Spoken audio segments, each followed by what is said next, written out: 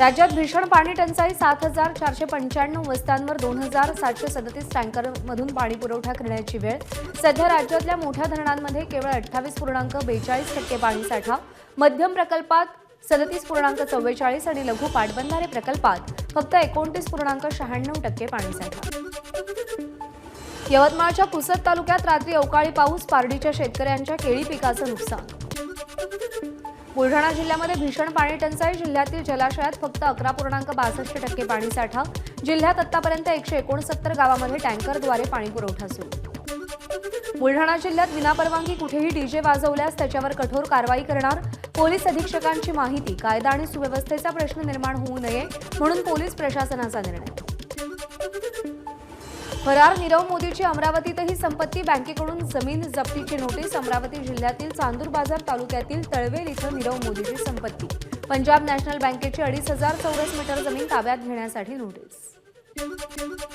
कोल्हापूरच्या कळंबा कारागृहात 75हून अधिक कैद्यांकडे मोबाईल असल्याची धक्कादायक माहिती। या प्रकरणी 2 तुरुंग अधिकारी आणि 9 कर्मचाऱ्यांना सेवेतून बडतर्फ केलं, तर कारागृह अधीक्षका दर्जाच्या 2 अधिकाऱ्यांना तडकाफडकी बदलण्यात आलं। विदर्भ आणि मराठवाड्यामध्ये कापसाचे दर घसरल्यानं शेतकऱ्यांमध्ये नाराजी। लोकसभा निवडणुकीमध्ये शेतकऱ्यांच्या नाराजीचे परिणाम दिसण्याची शक्यता। अमरावतीच्या यावली शहीदमध्ये तुकडोजी महाराजांचा जन्मोत्सव साजरा।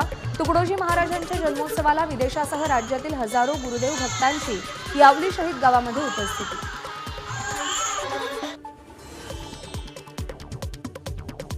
चंद्रपुरातल्या वल्लारपूर तालुक्यातील कारवा परिसरात चौघांचा बळी घेणाऱ्या वाघाला जेरबंद केलं। T86M असं जेरबंद करण्यात आलेल्या वाघाचं नाव। हा वाघ अंदाजे 10 वर्षांचा आहे। सध्या वाघाला चंद्रपूर इथल्या ट्रान्झिट ट्रीटमेंट सेंटरमध्ये ठेवण्यात आलंय।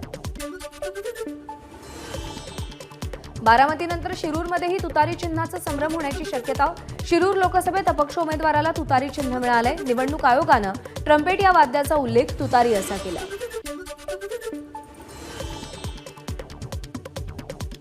जळगावच्या रावेर तालुक्यातील कुसुंबा खुर्द आणि कुसुंबा बुद्रुक गावांना जोडणारा पूल तात्काळ बांधून घ्या, अन्यथा मतदानावर बहिष्कार घालू, गावकऱ्यांचा प्रशासनाला इशारा।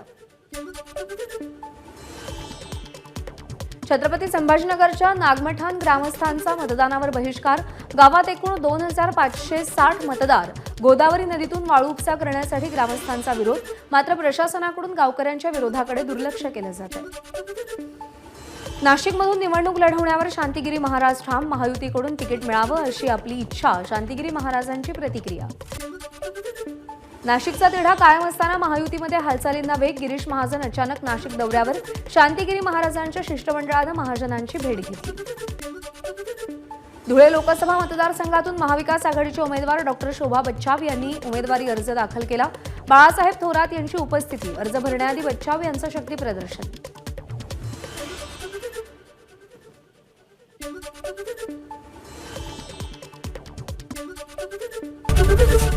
एबीपी माझा, उघडा डोळे बघा नीट।